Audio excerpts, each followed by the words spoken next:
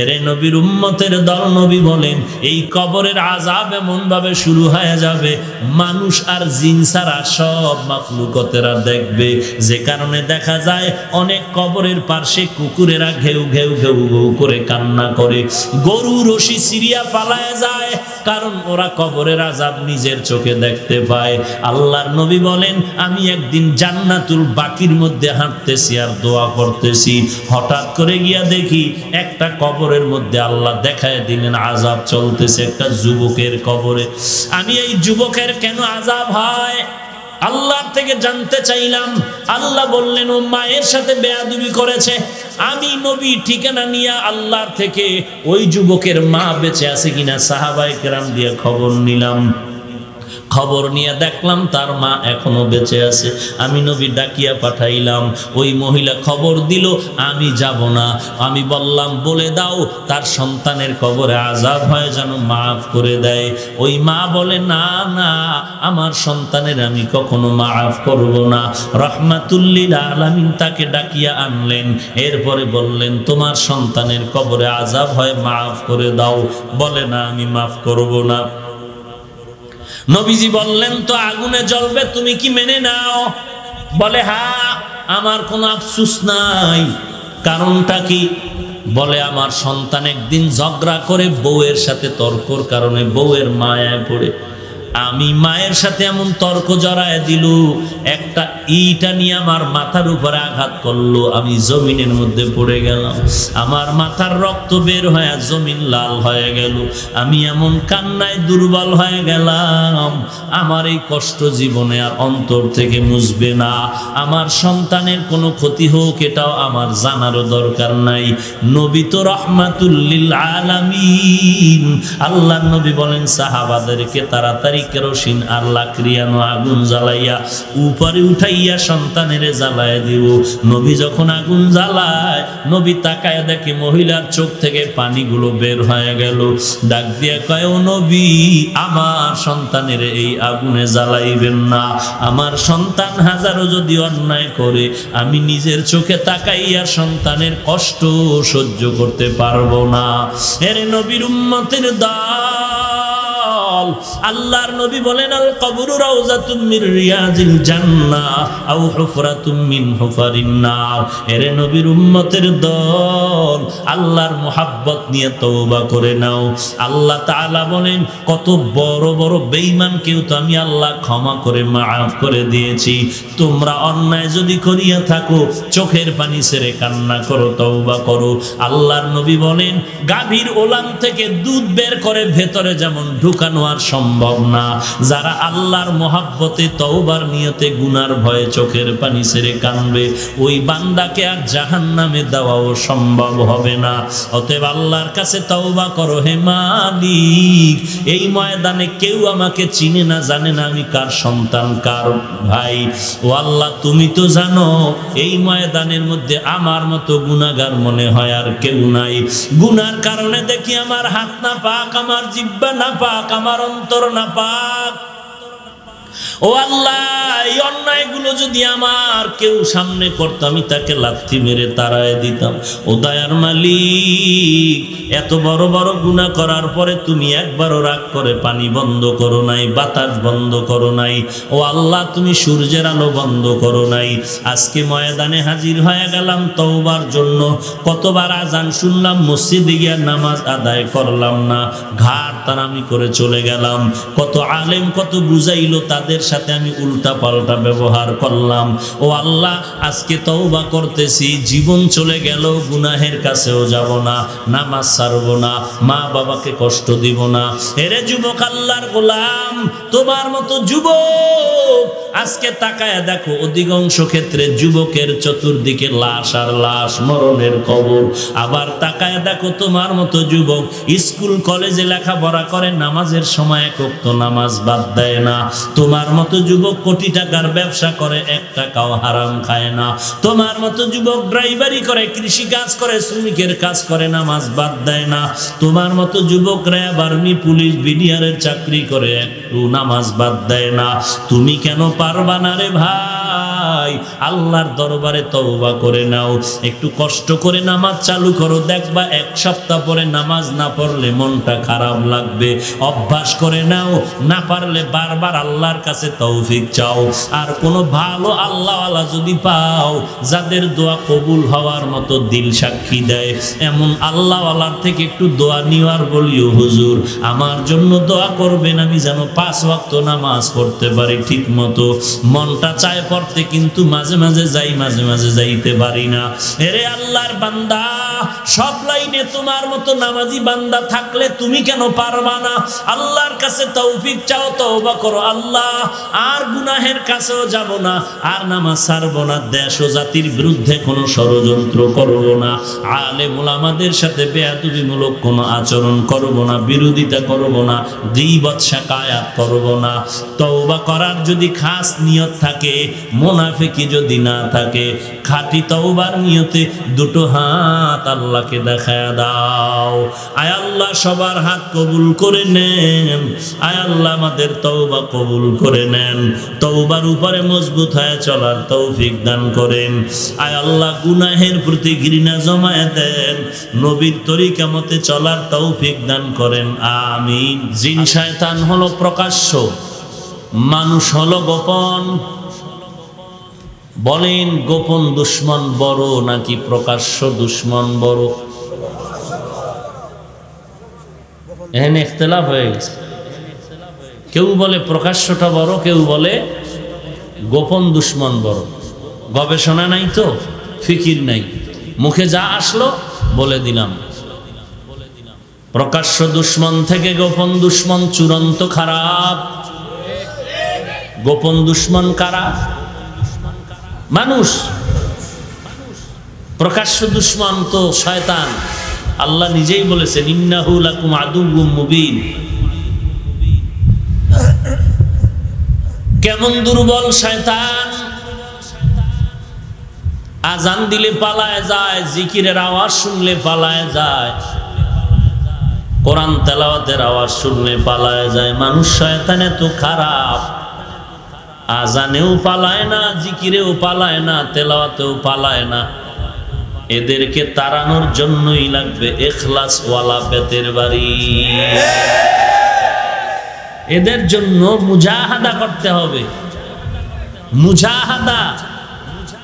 মুজাহাদা করবে শয়তানের বিরুদ্ধে। নফসের মধ্যে ধোঁকা দেয় শয়তান, জিন শয়তান, মানুষ শয়তানের বিরুদ্ধে জিহাদ করতে হবে। এই জিহাদ করলেই তাকে বলে মুজাহিদ। আমরা এমন মুজাহিদ, মাথায় টুপি দাঁড়িয়ে আছে ঠিক, কিন্তু ছেলে মেয়ের খবর রাখি না। ছেলে মেয়ে কোন দিকে দৌড়াচ্ছে খবর নাই, খবর আছে ঠিক, কিন্তু মানুষকে বুঝতে দেই না। ওয়ালা তুবতিলু আমালাকুম। এরে আল্লাহর গোলাম, আল্লাহ এবং তার রসুলের অনুকরণ করো সুন্নতের আমলের মাধ্যমে। খবরদার তোমাদের আমল যেন বিনষ্ট হয় না যায়। 2 শ্রেণীর শয়তান মানুষের আমল নষ্ট করার জন্য প্রচেষ্টা করে 3টা পদ্ধতিতে। দুনিয়ার 2 দল চোর, এরা আমল চোর। কি চোর? একদল জিন শয়তান আর একদল মানুষ শয়তান। জিন শয়তান অন্তরের মধ্যে ধোঁকা দেয়, মানুষ শয়তানও পাশে বসে বসে চা খায় আর ধোঁকা দেয়। মাত্র আজান হয়েছে, নামাজ একটু পরে পড়লে হবে। জামাত দাঁড়ায় গেছে বলে একা পড়লেও তো হবে, বলে এত নামাজ লাগে নাকি, এত নফল ইবাদতের কি দরকার? বান্দার দিলটারে ঠিক কর, টুপি মাথায় দিয়া কি লাভ হবে, দাড়িটা রেখে কি লাভ হবে? মানুষ শয়তানে বলে কোরআনের মধ্যে তো দাড়ির কথা নাই, দাড়ি রাখবো কেন? কি শয়তান? মানুষ শয়তান বলে পোশাকের কোনো মূল্য ইসলামে নাই। আগে দিল ঠিক করো, দিল ঠিক করো, ইমানটারে মজবুত করো, এরপরে পোশাক। পরলে ভালো, না পরলে কোনো সমস্যা নেই, এটা নিয়ে তো টানাটানি কেন করো? এগুলো হয়ে যাবে যখন ইসলাম কায়েম হবে, তখন সব হয়ে যাবে। অতএব ইসলাম কায়েমের জন্য চেষ্টা করো, ইকামতে দ্বীন এর জন্য চেষ্টা করো, এক সময় আমল ঠিক হয়ে যাবে।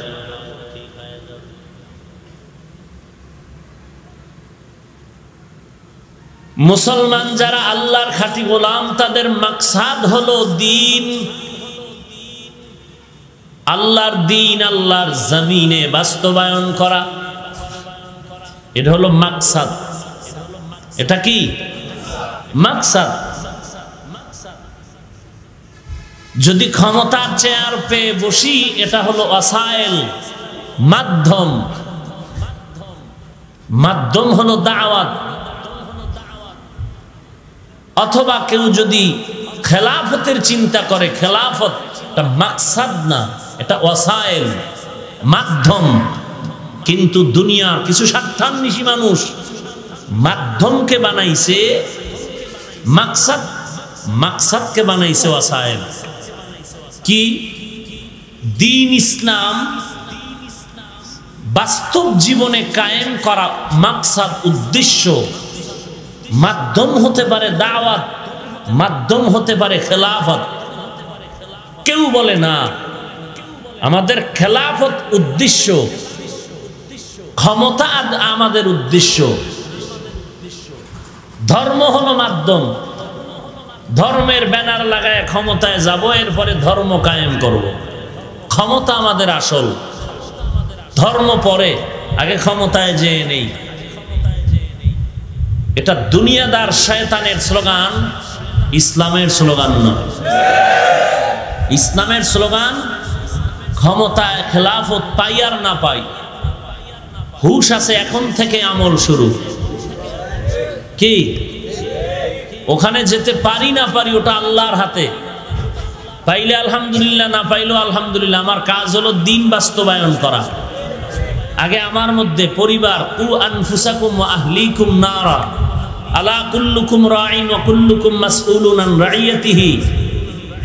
আমি তো দায়িত্বশীল। আমি কিসের দায়িত্বশীল? আমি আমার বডির দায়িত্বশীল, আমার অঙ্গ প্রত্যঙ্গের দায়িত্বশীল আমি।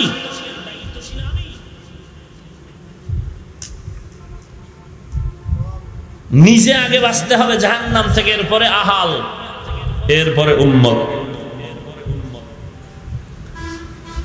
নিজের ছেলে মেয়ে, স্ত্রী, সন্তান, পরিবার, ভাই বোন, প্রতিবেশী, সমাজ, এরপরে অন্য চিন্তা।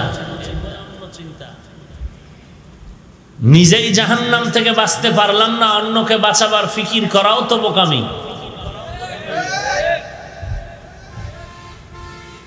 চেষ্টা তো করতে হবে। আল্লাহ আমাদের বুঝার তৌফিক দান করুন।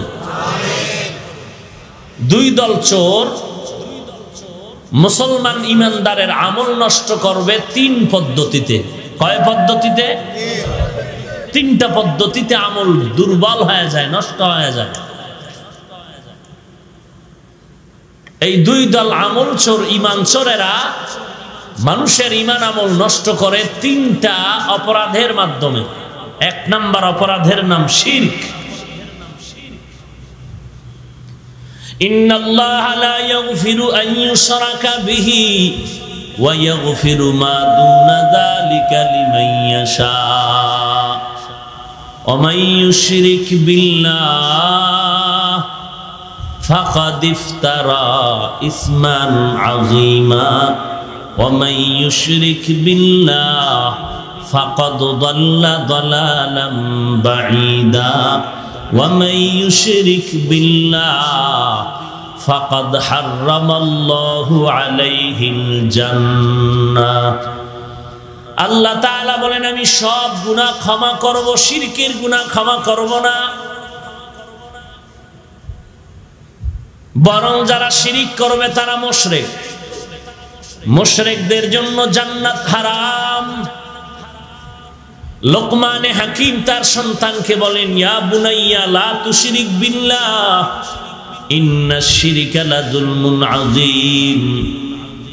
ও সন্তান, তুমি আল্লাহর সাথে কাউকে অংশীদার বানাও না, শিরিক করো না, নিশ্চয় শিরিক হলো বড় জুলুম। শিরিকের গুনাহ বড় মারাত্মক। আল্লাহর নবীকে পর্যন্ত আল্লাহ বলেন, নবী শিরিক করলে ধ্বংস, লা ইয়াহবাতান্না আমালুকা ওয়া লা তাকুনান্না মিনাল খাসিরিন। আমল নষ্ট হয়ে যাবে শিরিকের কারণে। কিয়ামতের ময়দানে শিরিক যুক্ত আমলের কোনো ওজন হবে না। মারাত্মক শিরিকের এই গুনাহ। আল্লাহর মতো আরো একজন আল্লাহ আছে মনে করার নাম শিরক। আল্লাহর ক্ষমতার মতো কারো ক্ষমতা আছে মনে করার নাম শিরক। আল্লাহর গুণের মতো কারো গুণ আছে মনে করার নাম শিরক। সব গুনাহ মাফ হলেও শিরকের গুনাহ মাফ হবে না। আল্লাহর সাথে কাউকে অংশীদার বানানো, এই শিরিক প্রথমত দুই প্রকার। শিরিক ফি জাত, শিরিক ফি সিফাত। আল্লাহর জাতের সাথে সত্তাগতভাবে শিরিক করা।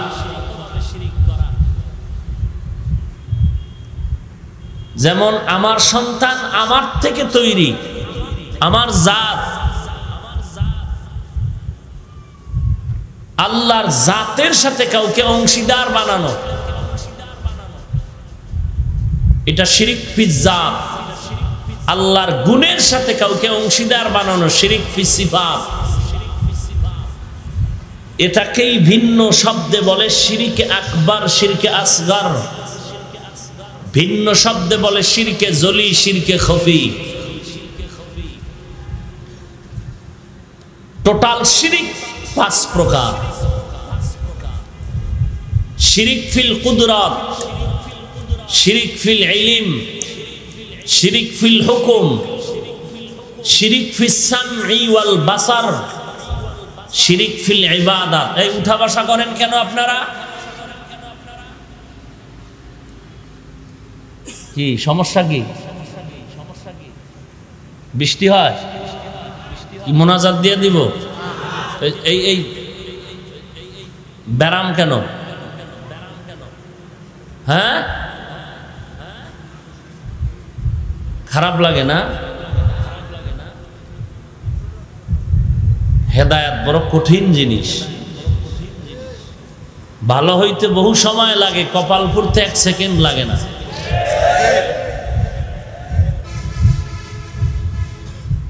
এত কপাল ভরা আমরা মুসলমান,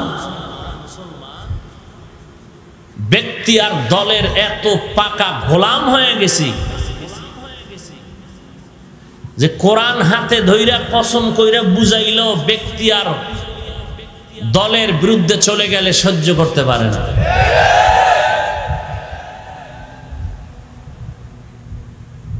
এত শিরকের মধ্যে ঢুকে আছে। আর হ্যাঁ, যদি কয় আমি শিরিক করি, হ্যাঁ, নামাজ নাই, রোজা নাই, পর্দা নাই, এতে কোনো দোষ নাই। আমি টুপিদারি, নামাজ রোজা ঠিক রাখাও আমি মুশরিক। কেন? আমি পীর সাহেবের অনুসরণ করি, পীর মানি। এই জন্য এই বাংলাদেশের মধ্যে বাইরের খবর পরে এই বাংলাদেশের মধ্যে এমন একটা কুতুবের নাম বলেন যে কোনো ব্যক্তিকে মানে না। কোনো বাঘের বাচ্চা থাকলে দাঁড়ায় বল যে আমি কোনো ব্যক্তি মানি না। মুসলমানের বাচ্চা পারলে দাঁড়ায় বলো তুমি চরমনাই মানো না, উজানি মানো না, দেওবন্দি মানো না, কওমি মানো না, আলিয়ান মানো না, জাকির নায়েকরে মানো না, মতিউর রহমান মাদানি মানো না, টেলিভিশন মানো না, মানো না কও কোন কচু? মানি না বলে কি কচু বুঝাতে চাও? সব কথা মাইকে বলা যাবে না। এই জন্য বললাম, কোনো বাঘের বাচ্চা থাকলে দাঁড়ায় বল যে আমি কাউকে মানি না। এরপরে সামনে এনে কানে ধরে বুঝাই দেব তুই কাকে মানো, বরং আমার থেকে তুমি বেশি মানো আমার ব্যক্তি, আমি যারে মানি, আমি যার কথায় চলি, তার বিরুদ্ধে বললে আমি আগে দেখি কোরআন হাদিসের লাইন মতো বলল কিনা। যদি দেখি আমার পীর, আমার মুর্শিদ, আমার মাযহাবের ইমাম কোরআন সুন্নাহর বাইরে চলে গেছে, কেউ ধরাইয়া দেয়, আমরা ওটাকে মেনে নেওয়ার চেষ্টা করি। আর তুমি তো এমন পূজা করো ব্যক্তির যে নাম লইলেই মাথা গরম, নাম লইলেই মাথা গরম। আমরা ব্যক্তির পূজা করি না, যারা ব্যক্তির নাম লইলে সহ্য করতে পারে না এরা পূজা করে, আমরা পূজা করি না। আমরা পীর মানি ততক্ষণ পীর নবীর সুন্নত মতো চলবে যতক্ষণ। আমরা মাযহাবের ইমামকে শ্রদ্ধা সম্মান করব ততক্ষণ, তার কথাবার্তা কোরআন সুন্নাহ অনুযায়ী সঠিক লাইনে থাকবে যতক্ষণ। এটা কির পূজা হইল? তাহলে তো তুমি নামাজে দাঁড়াইয়াও তো পূজা করো, ইমাম রুকু দেয় তুমিও রুকু দাও, হ্যাঁ কি হইছে? ইমাম সেজদায় যাচ্ছে আমিও যাচ্ছি, ওরে ব্যক্তির তো অনুসরণ লাগবেই, কোরআন সুন্নাহ অনুযায়ী হলে হবে ইবাদত, এটা শিরক না। ব্যক্তির অনুসরণ কোরআন সুন্নাহর আলোকে হলে হবে ইবাদত, আর মন গড়া হলে হবে শিরক। তো আমি যেই ব্যক্তির অনুসরণ করি তাকে আগে দেখি, তার মাথায় টুপি আসেনি নবীর তরিকায়, দাড়ি আসেনি, লম্বা জামা আসেনি। তুমি যার অনুসরণ করো সে তো ওই যে শুরুতে বললাম, তাহলে তোমারটা তো নফসের গোলামি হচ্ছে, ইবাদত হচ্ছে না। তো শিরিক হলে তোমারটা হবে, আমারটা নয়। আমরা অন্ধ অনুসরণ অনুকরণ করি না।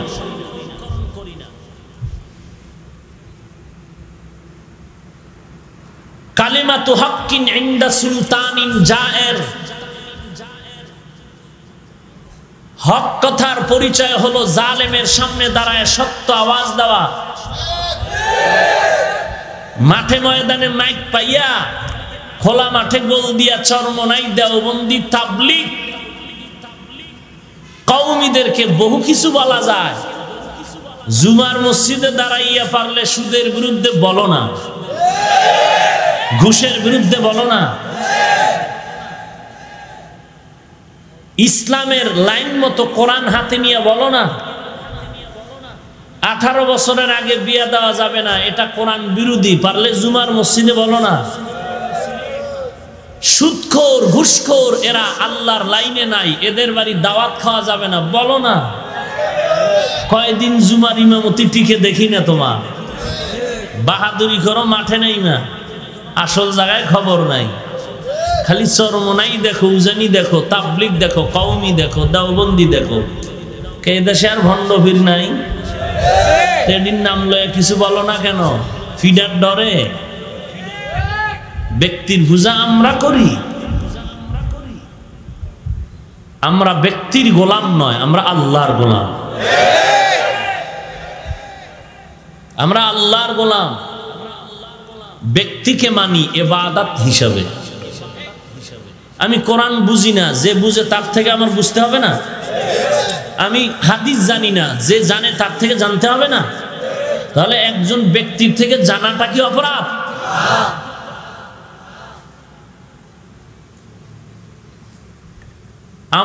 আমি যাকে পীর মানি, আমি যেই মুরব্বী মানি, তার তো টুপি, দাড়ি, নামাজ, পর্দা, তেলাওয়াত, তাহাজ্জুদ, ইশরাক, আউয়াবিন বন্ধ নাই।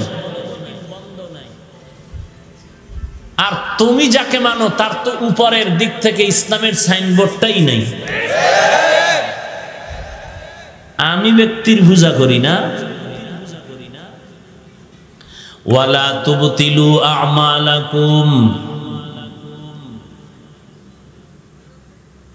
নবীজির দাড়ি ছিল?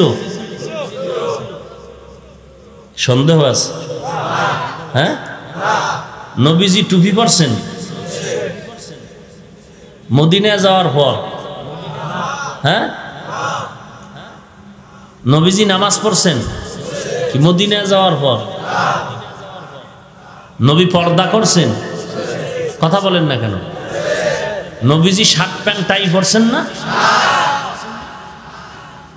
সব বাদ দাও, মাপকাঠির আগায় রসুলকে নিয়ে আসো, সব বাদ। মাপকাঠির মূল ভিত্তির উপরে রসুলকে দাঁড় করাও। রসুল 5 বেলার নামাজ পড়ছেন, তাহাজ্জুদ পড়ছেন, ইশরাক পড়ছেন, আউয়াবিন পড়ছেন, সারা রাত নফল নামাজ পড়ছেন। দাড়ি ছিল কি ছিল না? কি ব্রাশ না লম্বা? বলেন। সমস্ত নবীদের দাড়ি ছিল লম্বা, সমস্ত নবীদের দাড়ি এক মুষ্টি না, লম্বা, আরো বেশি লম্বা। এবং সব নবীরা পাগড়ি পরা ছিলেন। আমার রসুল তো পাগড়ি পরেছেন। মক্কার 13 বছরের ইতিহাস পড়ো, এরপরে তরবারির জিহাদ মদিনায় যায় করো। মদিনার 10 বছরের ইতিহাস আগে টানো কেন? মক্কার ইতিহাস গেল কই? মক্কার 13 বছরের ইতিহাস কই? একটা লোক আগে নামাজ পড়ে না, তাকে বলো নামাজ পড়, টুপি পর, দাড়িটা লম্বা কর, মা বাবার খেদমত কর। বলতে থাকো, বলতে থাকো, বলতে থাকো। পাও ধরো, দিনে বুঝাও, রাতে বুঝাও। তুমি আবার তাহাজ্জুদে বইয়া আল্লাহর কাছে কান্না করে দোয়া করো। হাফিজুর রহমানের বিরোধিতা করলা 30 বার, মুসলমান হইয়া দোয়া করছো কয়বার? ও মুসলমান, বিরোধিতা করছো 30 বার। মুসলমান হিসাবে যদি তুমি আমার হেদায়েত কামনা করো, দোয়া করছো কয়বার? দোয়া করবি কচু। সুদ খাইতেছো, ঘুষ খাইতেছো, প্যান পড়তেছো গিরার নিচে, দাড়ি কাটতেছো, 24 ঘন্টা কবিরা গুনাহ হচ্ছে, তোর দোয়া তো কবুল হবে না।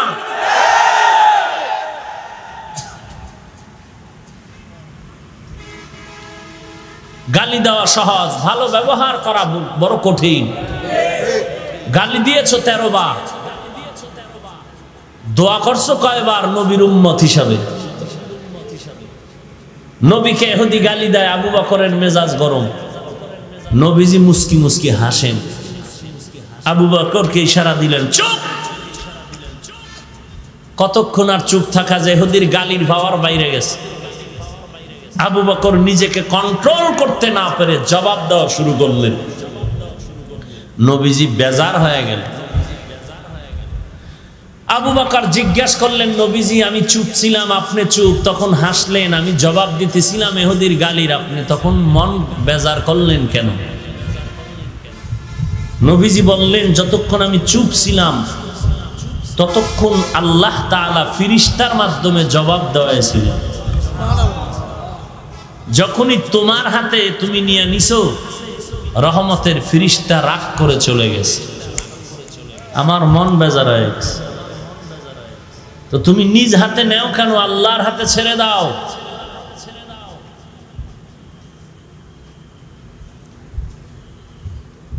টঙ্গীর ময়দানে নবমুসলিমদের আলাদা তাবু আছে, আলাদা। হিন্দু, বৌদ্ধ, খ্রিস্টান যারা ইসলামের দাওয়াত পেয়ে ইসলামের কালেমা পড়েছে, এদের জন্য আলাদা জায়গা আছে টঙ্গীর ময়দানে। হাজার লাখ বিধর্মী কালেমার পতাকা তলে আসলো, বেনামাজি নামাজি হলো। হক্কানি পীর মাশায়েখ যারা, উজানি, চরমনাই, আরো যত আছেন, এদের মেহনত, নিরলস হক লাইনে মেহনতের কারণে কত বেপর্দাওয়ালা পর্দাওয়ালা হয়েছে। আজীবন যার গান শোনার নেশা ছিল, আজকে সে কোরআন শুনে। এত লক্ষ লক্ষ মানুষ দিনের পথে আসতেছে, তোমার কাছে ভালো লাগে না? না, এরা সব মুশরিক। আর তুমি সুদ খাইয়া আশেকে রাসূল, সুদ খাইয়া তুমি যদি আশেক হও, বাটপার হবে কে? বাটপার কে? তুমি সুদ খাইয়া কত খারাপ হয়েছো জানো? নিজের আপন আম্মার সাথে জিনার গুনাহ কামাই করতেছো। তুমি কত ভালো সন্তান বুঝো? নিজের কলিজার টুকরা মায়ের সাথে জিনার গুনাহ আমলনামায় জমা করতেছো। জিন্দেগীর কোন আমল কবুল হবে না, রোজা নামাজ তেলাওয়াত হজ দান সদকা কিচ্ছু কবুল হবে না। তওবা না করে মরলে চিরস্থায়ী জাহান্নাম। তুমি কত ভালো সন্তান। আমাকে জিজ্ঞেস না করে তোমার বিবেককে জিজ্ঞেস করো। ভাগ্যের নির্মম পরিহার যে তোমার, কারণ চোখের মধ্যে কালো কালারের আয়না লাগাইলে সব সাদা, বাতি টুপি দেখবে কালো। এখন যদি মেজাজ গরম করে বলে বাতি কালো কেন, তাকে তখন একটা থাপ্পড় দিয়া কে বলবে তোর আয়না কালো কেন? বললেই মাথা ঠিক হয়ে যেত।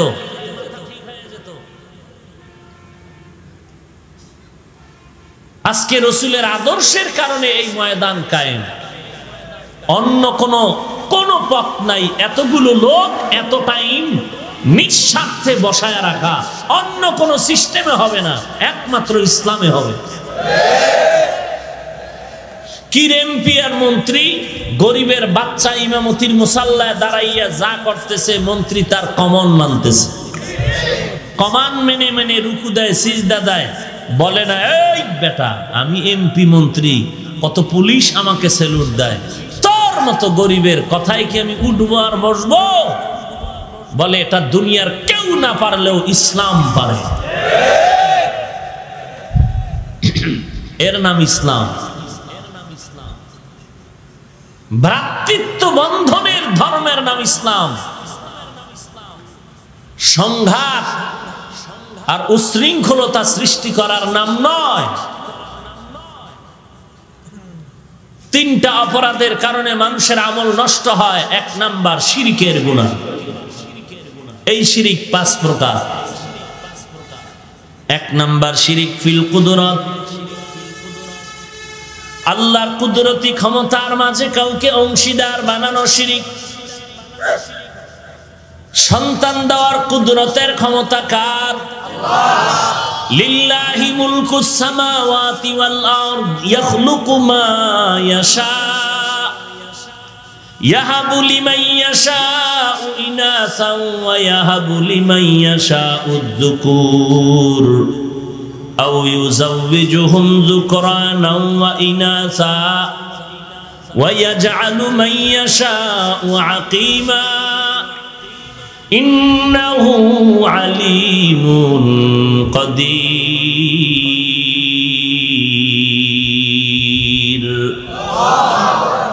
আল্লাহ বলেন আসমান জমিনের ক্ষমতা আমি আল্লাহর হাতের, কুদরতি হাতের মুঠায়। আমি আল্লাহ কাউকে ছেলে দেই, কাউকে মেয়ে দেই, কাউকে দোনোটা দেই, কাউকে কোনোটাই দেই না। ক্ষমতা কার? আরো জোরে বলেন। না কোনো পীর সাহেবের, কোন মাজারওয়ালার। সন্তান যদি আল্লাহ ছাড়া আর কেউ দিতে পারত, এক এক ঘরে কি পরিমাণ সন্তান থাকতো ফিডাফিডি করার লাইগা।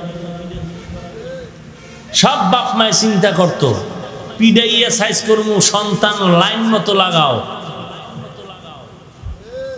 কিন্তু কত দরবারের, কত ঘাটের কচ্ছপের গা ঘেঁষা পানি পান করলো, সন্তান হবে বাবায় খুঁজছে। কত তাবিজ, কত ঘাটের পানি পান করলো, জোয়ারের ভাটার পানি নিয়ে তাবিজ বানায়ের পরে ব্যবহার করলো। শাহজালালের দরবারে কত দৌড়াইলো, শাহপরানের দরবারে দৌড়াইলো, শাহ আমানাতের দরবারে দৌড়াইলো।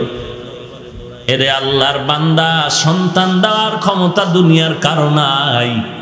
সন্তান দেওয়ার ক্ষমতার একচ্ছত্র মালিকানা কার? আল্লাহ বলেন আমি কাউকে ছেলে দেই, কাউকে মেয়ে দেই, কাউকে দোনোটাই দেই, কাউকে কোনোটাই দেই না। লা তাকতুলু আওলাদাকুম খাশইয়াতা ইমলাক নাহনু নারযুকুহুম ওয়া ইয়্যাকুম, আমি আল্লাহ তাদেরকেও দেই তোমাদেরকেও রিজিক দেই। রিজিকের ভয়ে সন্তানকে হত্যা করিস না। সন্তান বেশি হলে থাকবে কই, খাবে কি, এই ভয়ে হত্যা করিও না। জন্ম নিয়ন্ত্রণ যেটাকে বলে, এই জন্ম নিয়ন্ত্রণ পন্থা বা পদ্ধতি আবিষ্কার করেছে বিধর্মী ইহুদিরা।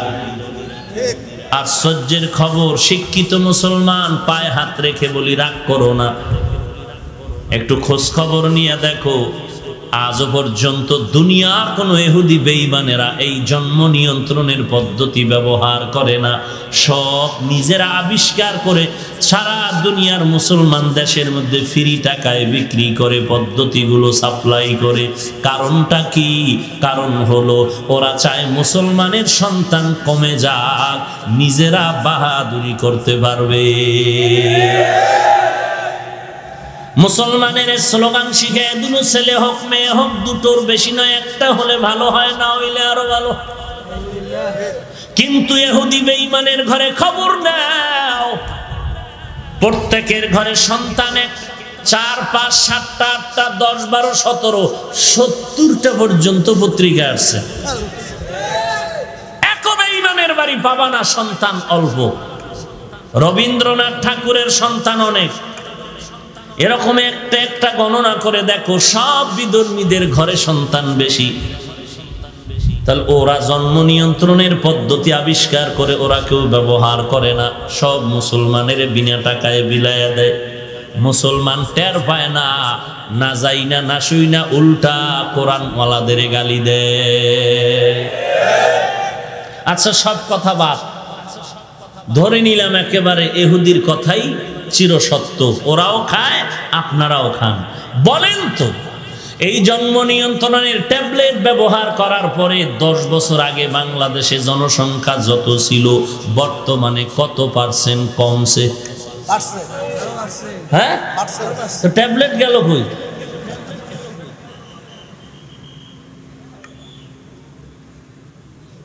রাগ করতেছেন?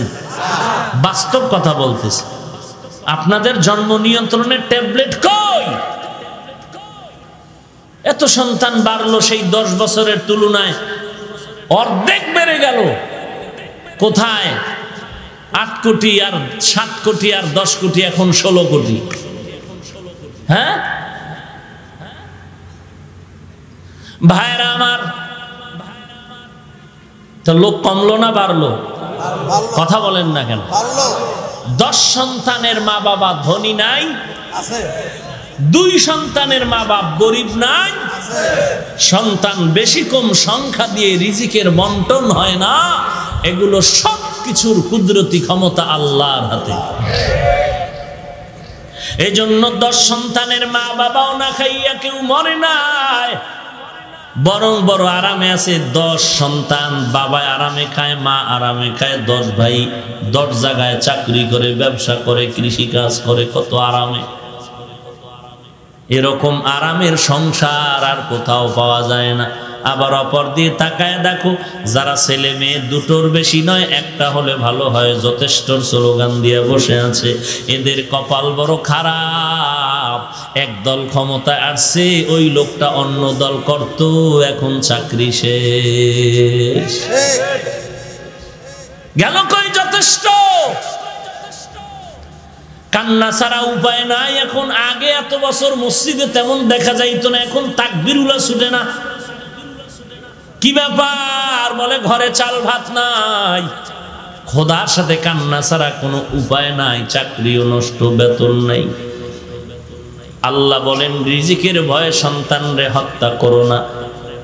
যারা এই সন্তান আল্লাহ দিতে পারেন মনে করার পরে আরো কাউকে এর সাথে অংশীদার বানায়, তারা শিরিক করলো। আল্লাহ বলেন সব গুনাহ মাফ হবে, শিরিকের গুনাহ কখনো মাফ হবে না। 2 নাম্বার শিরিক হলো শিরিক ফিল ইলম। গায়বের ইলম একমাত্র আল্লাহর দরবারে আছে, দুনিয়াতে আর কেউ গায়বের মালিক হতে পারে না। কেউ যদি মনে করে আল্লাহ ছাড়া আরো কেউ গায়ব জানে, অদৃশ্যের খবর জানে, এটা শিরিকের গুনাহ। সব গুনাহ মাফ হলেও শিরকের গুনাহ মাফ হবে না।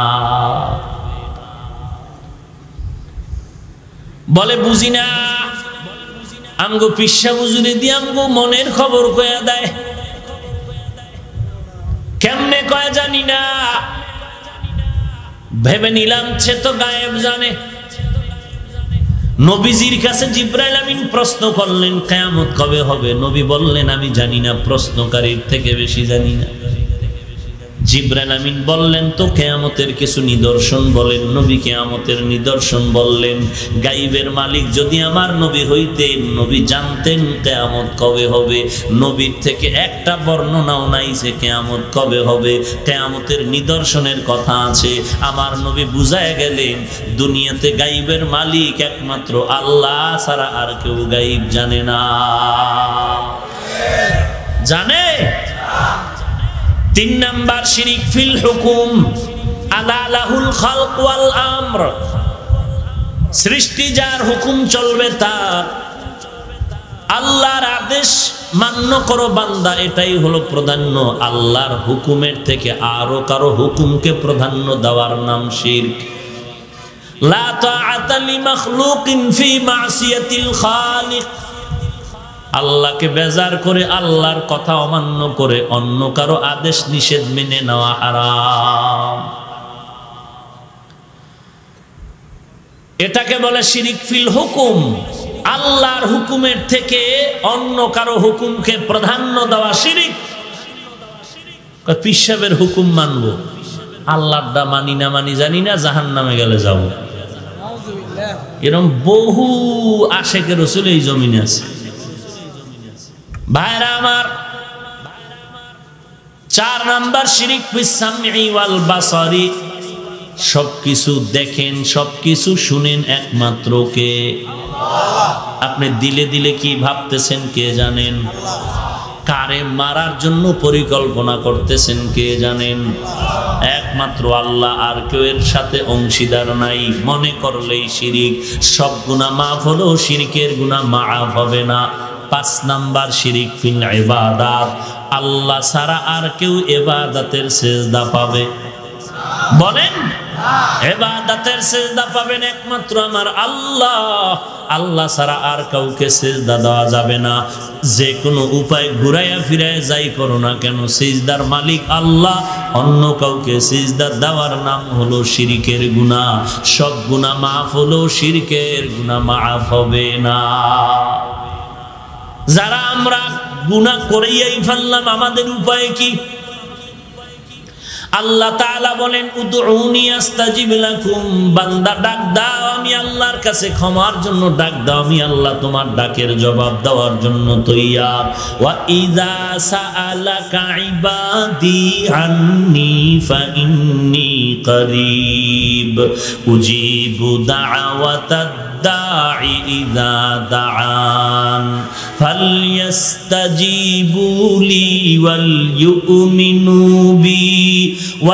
ইউমিনু বি লাআল্লাহুম ইয়ারশুদুন।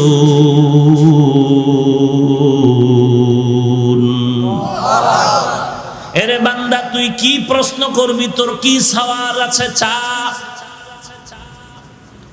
এরে বান্দা, আমি আল্লাহ তোর কাছে আছি, কি দরকার বল। দুনিয়াওয়ালারা চাইলে বেজার হয়, আমি আল্লাহ না চাইলে বেজার হই। কারণ দুনিয়ার সবাই স্বার্থপর, অভাবী। আমি আল্লাহর কোনো অভাব নাই, কোনো স্বার্থ নাই। আমি আল্লাহর কাছে চাও, আলা মিন মুস্তাগফিরিন ফাগফির আলাহ। কে গুনাহ করেছো ক্ষমা চাও, আমি আল্লাহ ক্ষমা করে দিব। কারণ আমি আল্লাহ চাই না কেউ জাহান্নামে যাবে। কারণ বান্দা তুই এতটাই যে দুর্বল, ওই যে জমিন থেকে 9,30,00,000 মাইল উপরের সূর্যের গরম সহ্য করতে পারো না। এই সূর্যটা হাসরের ময়দানে যদি মাথার উপরে চলে আসে, সহ্য করতে পারবি না। আমি আল্লাহর কাছে তওবা কর, দরজাটা খুলে রাখছি। কুল ইয়া ইবাদিয়াল্লাযীনা আসরাফু আলা আনফুসিহিম লা তাকনাতু মির রাহমাতিল্লাহ। আমার রহমতের বিস্তারিত জায়গা বিশাল চাদর বিছায় দিলাম। কত বড় বড় বড় বড় বেঈমানকেও আমি আল্লাহ মাফ করেছি। ওরে বান্দা, তোরা তো আখিরি নবীর উম্মত, ওই নবীর মোহাব্বতে আমি আল্লাহর কাছে ক্ষমা চাই না, আমি ক্ষমা করে দিব। ও আল্লাহ, আমার মতো গুনাহগার কেউ নাই, নিজেকে ছোট মনে করো। এরে আল্লাহর বান্দা, দুনিয়ার ভিক্ষুকেরা মানুষের দ্বারে দ্বারে ঘুরে আর ভিক্ষা করে। অনেক ভিক্ষুক চালাকি করে বলে মা থাকলেও বলে আমার মা নাই, বাবা থাকলেও বলে বাবা নাই, বাড়ি থাকলেও বলে বাড়ি নাই। একজনে ধরিয়াই কয় তোর মা বাপ আছে, আমি জানি তুই নাই নাই কেন বললি? ভিক্ষুক বলে ভাই কথাটা ফ্লাশ করো না, কারণ আমি জানি মালিকের দরওয়াজায় দাঁড়াইয়া নাই নাই নাই যত বেশি বলা যাবে মালিকের দিলটা নরম হোক। আল্লাহ বলেন ও দুনিয়ার মানুষ, আজকে তোরে বাড়ির মালিক, গাড়ির মালিক, সন্তানের মালিক বানায় দিলাম, আসলে এগুলো কিচ্ছু তোরে স্থায়ী না। আমি মাওলার দরবারে যদি বিনয়ের সাথে বলো আল্লাহ আমার বাড়ি, আমার ঘর, আমার টাকা, আমার ছেলে, আমার মেয়ে, আমার গাড়ি, আমার সব আসলে আমার কিছুই না। আমার টাকা নাই, বাড়ি নাই, ঘর নাই, এমনকি আমার মরণের পরে কবরের জায়গাটাও আমার না। আমার বাড়ি বাড়ি যা বললাম, আমার মরণের পরে আমার গায়ের জামাটা ছেলে খুলে রাখবে, বেলেট দিয়ে কেটে রাখবে, বৃষ্টির মাঝে আমার লাশটা রাস্তায় ফালায় রাখবে, দরজা আটকায় রাখবে, বাঁশবাগানে আমার লাশটা ফেলে দিবে। একদিন দুদিন কান্নার পরে আর খবর নিবে না, বরং মরণের পরে জানাজার আগেই মনের মধ্যে জায়গা বাড়িঘর ভাগ করার পরিকল্পনা শুরু হয়ে যাবে। ওই কবরে আমাকে একা ফালায় রাখবে, 3টা সাদা কাপনের আমাকে বাসিন্দা বানায়, আর কেউ কবরে খবর নিবে না। আল্লাহর নবী বলেন ওই কবরে খবর নেওয়ার জন্য 4টা বন্ধু তুমি সঙ্গে নিতে পারো। ক্বালান নবিয়্যু সাল্লাল্লাহু আলাইহি ওয়া আলিহি ওয়াসাল্লাম إذا وزع الميت في قبره جاء القرآن عند رأسه والصلاة عن يمينه والصيام عن شماله وسائر الحسنات عند رجليه। আল্লাহর নবী বলেন উম্মতের দল অন্ধকার কবরে রেখে যাওয়ার পর 2জন ফেরেশতা আসবে প্রশ্ন করার জন্য। মাথার কিনারায় যখন আসবে 4টা বন্ধু চারদিক দিয়ে দাঁড়ায় যাবে আর বলবে প্রশ্ন করার জন্য ফেরেশতারা আসবি না, আরামে ঘুমাইছে, বান্দাকে আরামে ঘুমাইতে দাও, দুনিয়াতে ঘুমাইতে পারে নাই। মাথার কিনারার থেকে বলবে কে আমাদের নিষেধ করলা? জবাব দিয়া বলবে আমি হলাম এই মাইয়েতের বন্ধু কোরআনুল কারীম। ফেরেশতারা ডান পাশে যাবে, আসবা না, কে নিষেধ করলা? বলবে আমি তার আপন বন্ধু নামাজ। ফেরেশতারা বাম কিনারায় যাবে, বলবে আসবা না, কে নিষেধ করলা? বলে আমরা তার বন্ধু রোজা। পায়ের কিনারায় যাবে, বলবে আসবা না, কে নিষেধ করলা? বলে বান্দার যাবতীয় নেক আমল, দস্তারখানের আমল, মেসওয়াকের আমল, টুপির আমল, দাড়ির আমল। কতক্ষণ তোমরা থাকবা? বলে আমাদের এই মাইয়াতকে জান্নাতে ঢুকায়া দেওয়া পর্যন্ত থাকবো। এরে নবীর উম্মত, আর এই 4 বন্ধু যদি তোমার সাথে না নিয়ে যাও, ফেরেশতা প্রশ্ন করবে রবের পরিচয় দাও, মার রব্বুক ওমা দীনুক, ধর্মের পরিচয় দাও, রাহমাতুল লিল আলামিনের পরিচয় দাও। তুমি তো ধর্ম কি জিনিস জানতাই না, ধর্ম কাকে বলে তাও ভালো করে চেনো না। স্লোগানে তালে তালে তাল মিলায় বলো ধর্ম যার যার উৎসব সবার। তোমার নিজের যে একটা নিজস্ব ধর্ম আছে তার খবরই নাই। তোমার যে একজন আল্লাহ আছে সে আল্লাহর সাথে কোনো সম্পর্ক নাই। তোমার যে রহমাতুল লিল আলামিন আছে সেই ব্যাপারে তোমার খবর নাই। আল্লাহ তাআলা বলবেন আর দেরি না করিয়া কবরের সাথে জাহান্নামের দরজাটা খুলিয়া দাও। জাহান্নামের আগুন কবরটা ভরে যাবে। একটা নয়, 2টা নয়, 70 থেকে 99টা সাপ কবরে আসবে। এরে নবীর উম্মতের দল, নবী বলেন এই কবরের আযাব এমন ভাবে শুরু হয়ে যাবে মানুষ আর জিন ছাড়া সব মাখলুকতেরা দেখবে। যে কারণে দেখা যায় অনেক কবরের পাশে কুকুর কুকুরেরা ঘেউ ঘেউ ঘেউ ঘেউ করে কান্না করে, গরু রশি সিরিয়া পালায় যায়, কারণ ওরা কবরের আযাব নিজের চোখে দেখতে পায়। আল্লাহর নবী বলেন, আমি একদিন জান্নাতুল বাকির মধ্যে হাঁটতেছি আর দোয়া করতেছি, হঠাৎ করে গিয়া দেখি একটা কবরের মধ্যে আল্লাহ দেখায় দিলেন আযাব চলতেছে একটা যুবকের কবরে। আমি এই যুবকের কেন আযাব হয় আল্লাহর থেকে জানতে চাইলাম। আল্লাহ বললেন, ও মায়ের সাথে বেয়াদবি করেছে। আমি নবী ঠিকানা নিয়ে আল্লাহর থেকে ওই যুবকের মা বেঁচে আছে কিনা সাহাবায়ে কেরাম দিয়ে খবর নিলাম। খবর নিয়ে দেখলাম তার মা এখনো বেঁচে আছে। আমি নবী ডাকিয়া পাঠাইলাম, ওই মহিলা খবর দিল আমি যাব না। আমি বললাম, বলে দাও তার সন্তানের কবরে আযাব হয় যেন মাফ করে দেয়। ওই মা বলে, না না, আমার সন্তানের আমি কখনো মাফ করব না। রাহমাতুল লিল আলামিন তাকে ডাকিয়া আনলেন, এরপরে বললেন, তোমার সন্তানের কবরে আযাব হয় মাফ করে দাও। বলে, না আমি মাফ করব না। নবীজি বললেন, তো আগুনে জ্বলবে, তুমি কি মেনে নাও? বলে, হ্যাঁ, আমার কোনো আফসোস নাই। কারণটা কি? বলে, আমার সন্তান একদিন ঝগড়া করে বউয়ের সাথে তর্কর কারণে বউয়ের মায়ায় পড়ে আমি মায়ের সাথে এমন তর্ক জড়ায় দিল, একটা ইটা নিয়ে আমার মাথার উপরে আঘাত করলো, আমি জমিনের মধ্যে পড়ে গেলাম। আমার মাথার রক্ত বের হয়ে জমিন লাল হয়ে গেল। আমি এমন কান্নায় দুর্বল হয়ে গেলাম, আমার এই কষ্ট জীবনে আর অন্তর থেকে মুছবে না। আমার সন্তানের কোনো ক্ষতি হোক এটাও আমার জানারও দরকার নাই। নবী তো রাহমাতুল লিল আলামিন। আল্লাহর নবী বলেন সাহাবাদেরকে তাড়াতাড়ি কেরোসিন আর লাকড়িয়ানো আগুন জ্বালাইয়া উপরে উঠাইয়া সন্তানের জ্বালায় দিব। নবী যখন আগুন জ্বালায়, নবী তাকায় দেখে মহিলার চোখ থেকে পানিগুলো বের হয়ে গেল। ডাক দিয়ে কয়, ও নবী, আমার সন্তানের এই আগুনে জ্বালাইবেন না। আমার সন্তান হাজারো যদি অন্যায় করে, আমি নিজের চোখে তাকাইয়া সন্তানের কষ্ট সহ্য করতে পারবো না। এরে নবীর উম্মতের দল, আল্লাহর নবী বলেন, আল কবরু রাউযাতুম মির রিয়াজিল জান্নাহ আও হুফরাতুম মিন হুফারিন নার। এরে নবীর উম্মতের দল, আল্লাহর মুহাব্বত নিয়ে তওবা করে নাও। আল্লাহ তাআলা বলেন, কত বড় বড় বেঈমানকেও তো আমি আল্লাহ ক্ষমা করে মাফ করে দিয়েছি। তোমরা অন্যায় যদি করিয়া থাকো, চোখের পানি ছেড়ে কান্না করো, তওবা করো। আল্লাহর নবী বলেন, গাভীর ওলান থেকে দুধ বের করে ভেতরে যেমন ঢুকানো আর সম্ভব না, যারা আল্লাহর মহাব্বতে তওবার নিয়তে গুনার ভয়ে চোখের পানি ছেড়ে কানবে, ওই বান্দাকে আর জাহান্নামে দেওয়াও সম্ভব হবে না। অতএব আল্লাহর কাছে তওবা করো। হে মালিক, এই ময়দানে কেউ আমাকে চিনে না, জানে না আমি কার সন্তান, কার ভাই। ও আল্লাহ, তুমি তো জানো। এই ময়দানের মধ্যে আমার মতো গুনাহগার মনে হয় আর কেউ নাই। গুনার কারণে দেখি আমার হাত না পাক, আমার জিহ্বা না পাক, আমার অন্তর না পাক।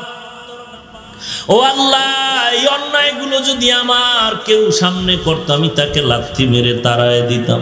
ও দয়ার মালিক, এত বড় বড় গুনাহ করার পরে তুমি একবারও রাগ করে পানি বন্ধ করো নাই, বাতাস বন্ধ করো নাই। ও আল্লাহ, তুমি সূর্যের আলো বন্ধ করো নাই। আজকে ময়দানে হাজির হয়ে গেলাম তওবার জন্য।